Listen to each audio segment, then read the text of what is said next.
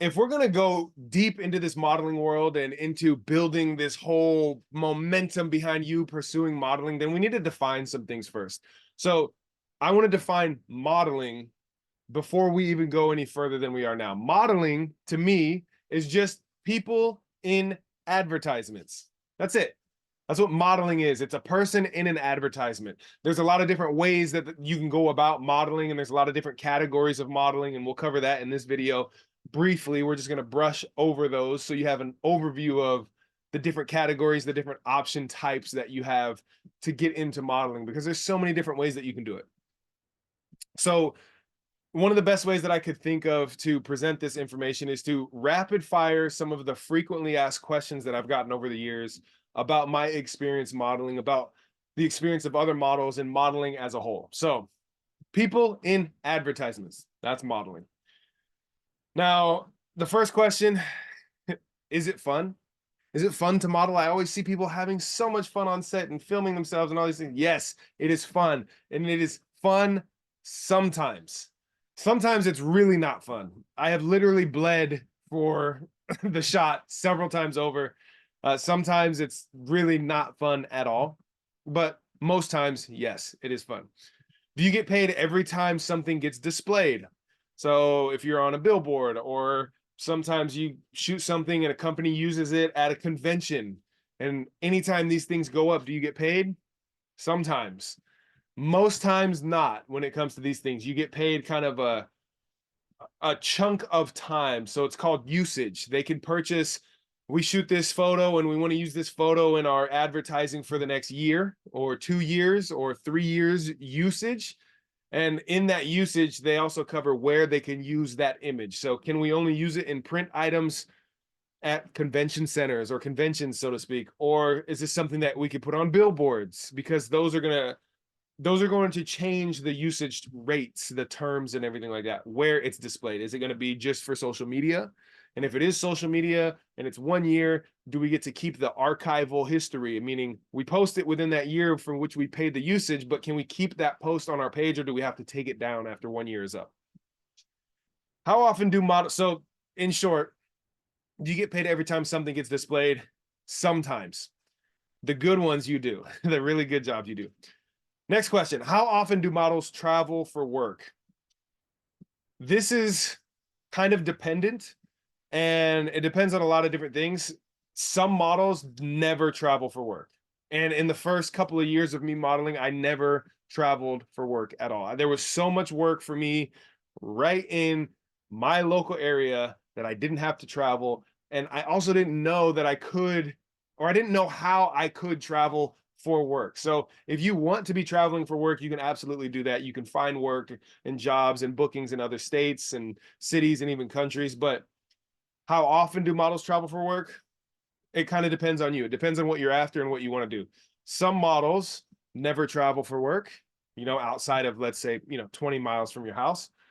Other models travel. I know models that traveled literally, they would spend 3 weeks at a time because they were a fit model, and they would travel to the factory where this company was manufacturing their goods, and their body type was the fit of this specific size. Usually there's a fit for medium, for large, for small. They have a specific fit model to tailor their items to. And this model would literally be gone for 3 weeks at a time. And they would do this trip 4 times a year, let's say, once per quarter.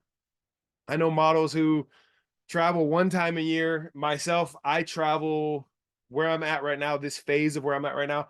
I travel probably, I'd say, twice a month for a shoot. So it's totally up to you how you get into the modeling world, what you start modeling, what type of modeling you do, and how you develop your business. But how often do models travel? None to almost weekly. Next question. Do models get to keep their clothes? Sometimes, yes, you get to keep your clothes. Now, there's certain types of shoots where this is far more likely. And when you shoot e-com or e-commerce, typically you're shooting things that aren't even out yet, that the public hasn't seen yet. And you're signing non-disclosures because these things don't come out until next spring or next fall or 2 years from now, whatever it is. So usually those type of shoots, you don't get to keep any clothing. If it's a different kind of like a campaign shoot for, let's say, you're shooting an exercise equipment and the clothing that they got, they just went and bought at the store. A lot of times you sweating it that day. They're like, dude, we don't want to take that home. We don't want to wash it. You just keep it. Sometimes, yes, you get to keep the clothes. Not all the time. In fact, I would say less often than not. And it also depends on how you are, how you interact with the people on set. There are ways, if you're interested in that, we can cover that later on how you can ramp up the odds of you getting free clothing and walking away with the outfits that you get to wear for the shoots, because there is a large method behind how you can make that happen. Next question. What's the weirdest place a job has taken you? I haven't been taken to weird places really, but I'd say the weirdest place would be like, a grungy alleyway behind a building downtown, something like that, where we're just out kind of running and gunning. Like we're shooting here, go over here. Oh, this spot looks cool. Go shoot over here. So under a bridge, alleyway, something like that. How do models stay in shape? This is one that honestly, I mentioned in the previous video, figuring out what you want from your life, your lifestyle, the body type that you want, the lifestyle that you want, the person you admire and who you want to become. That's what you should figure out first and foremost, because some people, I know models that work out every single day for hour, 2, 3 hours a day. And I also know models that don't work out at all. And it depends on what you're after. If you're a sports or a fitness model, you're probably going to want to be training in the sports that you do, or at least training for the sports that you do a lot more frequently than somebody who is, let's say, a plus size model, right? If you're a fit model, which we covered a little bit, you need to maintain the same size throughout the year. So you can't really get bigger, smaller. You got to maintain that. So whatever exercises, whatever workout regimens you do, that's how you stay in shape. But it's totally up to what you admire, what you want. So you don't have to be one or the other. You can figure out what you want for you. I personally never wanted to do fit modeling because there are times when I'm like, I want to ramp up and lift a lot of heavy weight and it's going to get me a little bit bigger. And there are times when I want to lean down a little bit. Right now, I'm in a phase where I want to lean down a bit, which is why I'm on my walking treadmill here while I'm recording and while I'm working. So models stay in shape in all different ways. It just depends on what you are after, what you're trying to accomplish. And again, put your lifestyle first, not what model category you want that you think would be really awesome to do. Put your lifestyle. What are you going to enjoy more? Because no matter how busy you are as a model, you live in your body, not modeling, more than you live in your body while you're modeling. Feed your lifestyle first. Okay. Do models always work with famous designers? No. No, in fact, I don't think I've ever worked with a famous designer 10 plus years. I don't think I've worked with a famous designer. What's the oddest prop you've had to work with? For me, it would be live animals, from like ducks and little hedgehogs to a massive iguana, and having to hold the iguana, like those are probably the wildest props. How much downtime do models have? It kind of depends. Downtime between jobs, you can have a ton of downtime. You can go, hey, I just booked a job and I don't book another one for months on months. Some of that is up to you and how much work you want to put in or how much work you want to work, because you can pull on some different levers to get more work for yourself. How much downtime do you have when you're actually shooting? It actually depends on the type of job, but there are some days I've literally been on set for 8 hours, 8 hours one day, and my active time, like modeling actively, was less than 1 hour. So this is why if you ever shoot with me, you ever see me on set, I always have a book with me. No matter where I'm at, I always have a book. I bring a book wherever I go to shoot because I don't know what to expect. And sometimes you do have a lot. Whew, I mean a lot of downtime. So that's that. Do models eat on set? Yes. Yes, models eat on set. And depending on your shoot, there might be catering there. There might be food that's brought in for you and food that you get sent home with and all the things in between. But yes, you can eat on set. Rule of thumb for me, pro tip, never eat while you're wearing whatever you are shooting in. Get into I call them street clothes, get into your street clothes, or at least throw a big jacket, your jacket, an outer layer over the clothes if you're going to eat, and then eat like this so you don't spill. What happens if a model gets sick? Well, it seems like the end of the world, but it's most likely not. The moment you get sick and you realize you're not going to make a shoot, or you really don't want to make a shoot, you should contact your agent. If you don't have an agent, you should contact whoever it is on production, the producer, let them know the situation. I've had, this is so weird. I've had food poisoning 2 times when I was shooting. One of the times I still showed up for the shoot. They were so accommodating. I got food poisoning the night before. It was an early call time. I show up, I'm still, vomiting.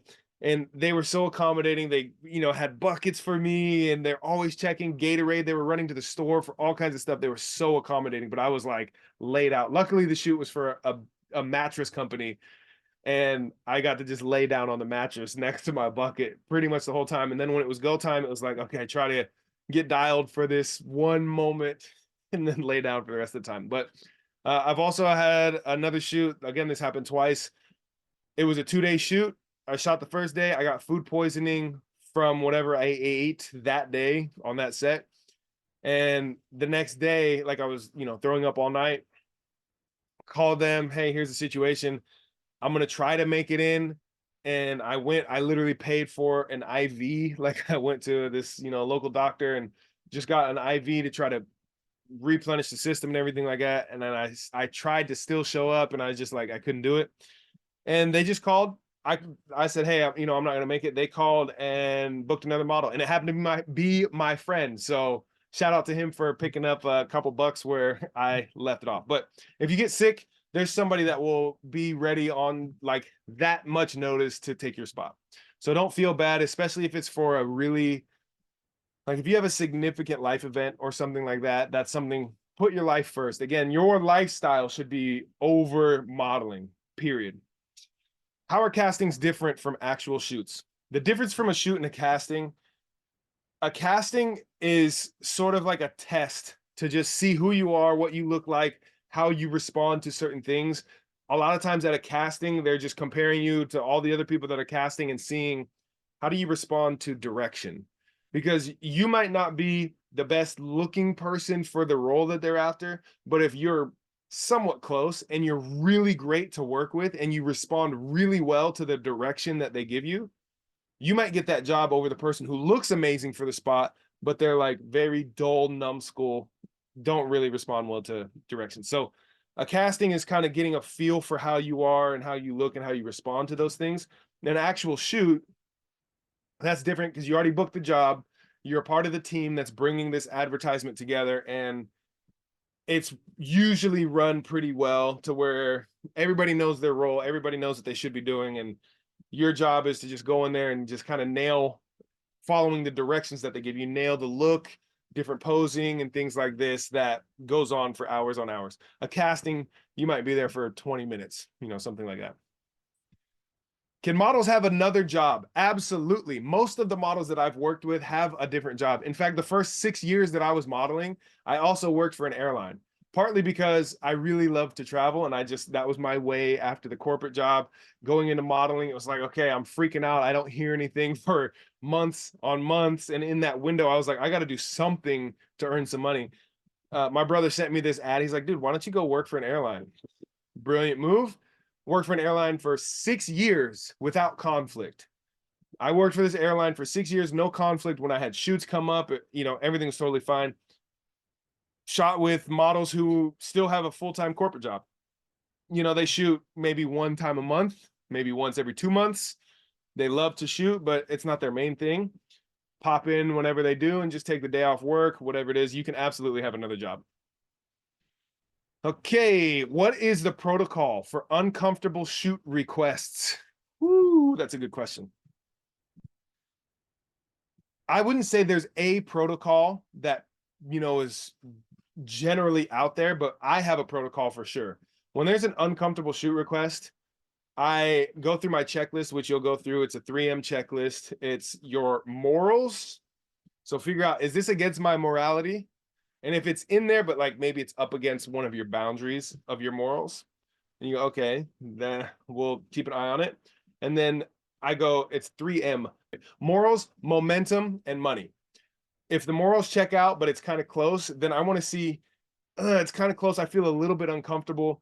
is it going to build momentum for whatever my goal is? Like, is this discomfort something that is just like, okay, I'm uncomfortable because this is a request for something that's going to take a lot of physical energy from me, and I haven't really developed my physical stamina up to that level, so it's going to be uncomfortable that way. Because if that's the case, push those boundaries a little bit. That momentum you build from there is going to be really good for you, most likely. And then money, right? Is the uncomfortable shoot request like, hey, we want you to do this really big job and we'll pay you $2. It's like, okay. So the way that I handle this is very different depending on which of those that it's kind of breaching or it's nudging up against.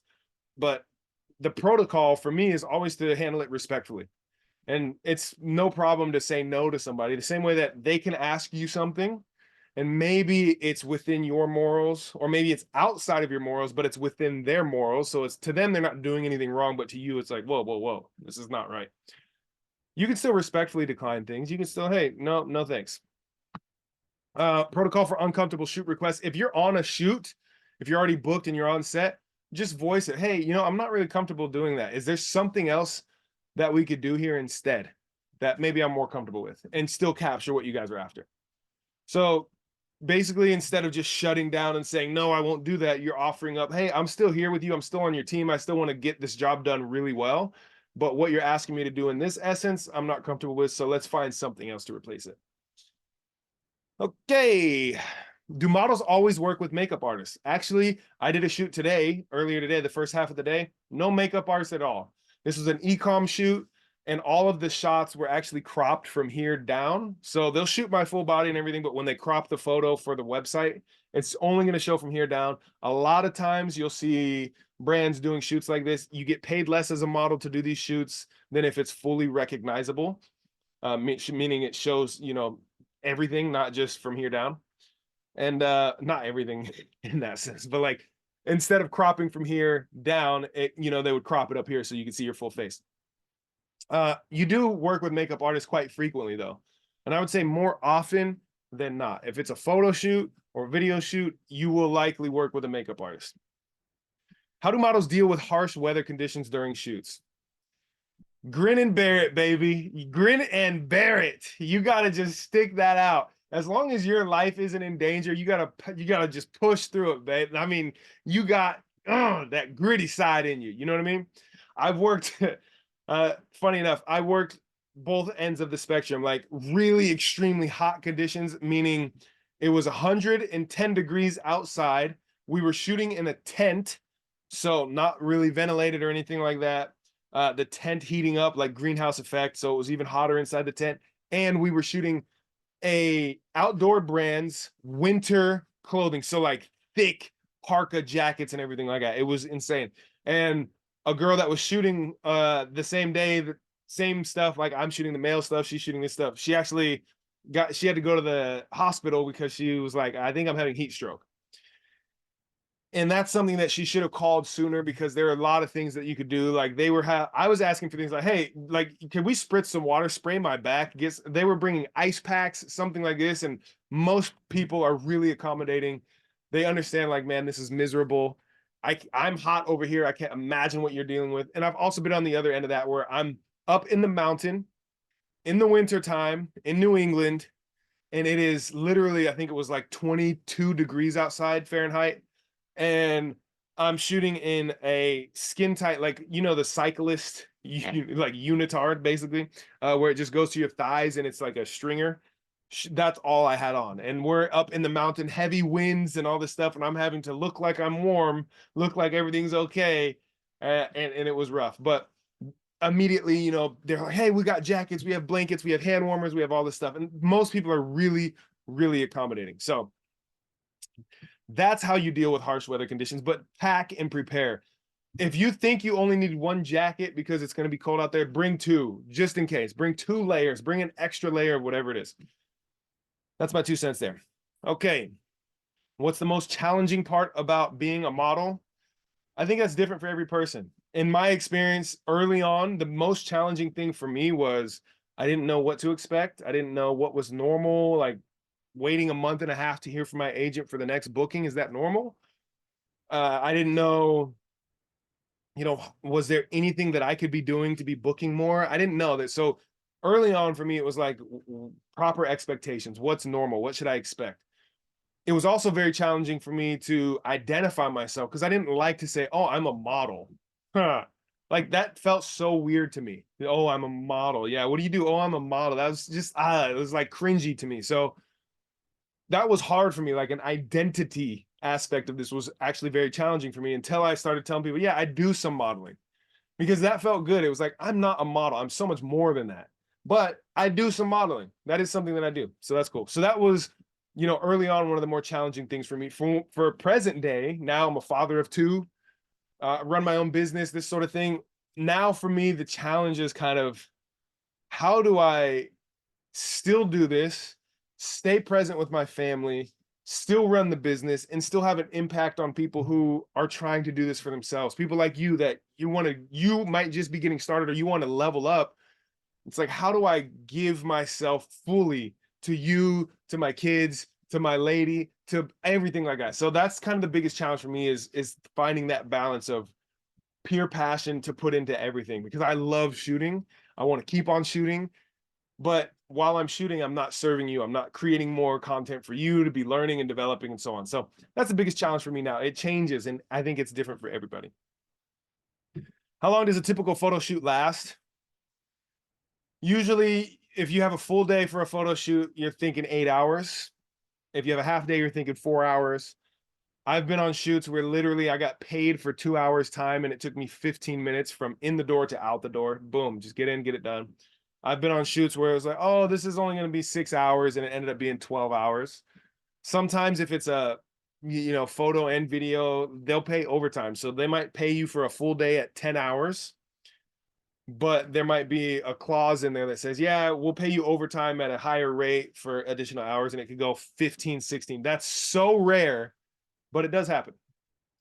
Do models have a say in the creative direction? This is a touchy one. Short answer to that is sometimes, or you could. And in fact, where I'm at now, a lot of times I do. I did a shoot last week out of town with a agency I'd never worked with before. And I chat with the agency owner at the end who was actually operating camera that day. And he was really appreciative of the direction and things that I gave to this shoot. This was something that I would not have done 9 years ago. When I was new, I wouldn't have been offering these sort of perspectives unless it was an expert role that I had played, right?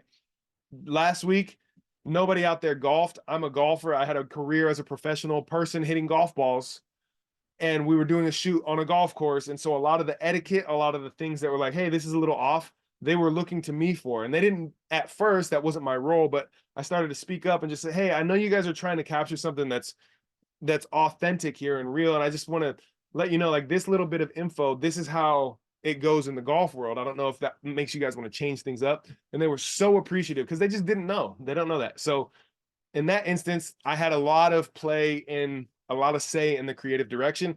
Most cases, you just shut up, do your job, and just, okay, yeah, that's great. But there is a technique for how you can interject if you know so strongly that it could go better done a different way. So, not much say in the creative direction, but you can have a lot of say in the creative direction. Okay, next question. How to handle not getting a gig you really wanted. Don't take it personally.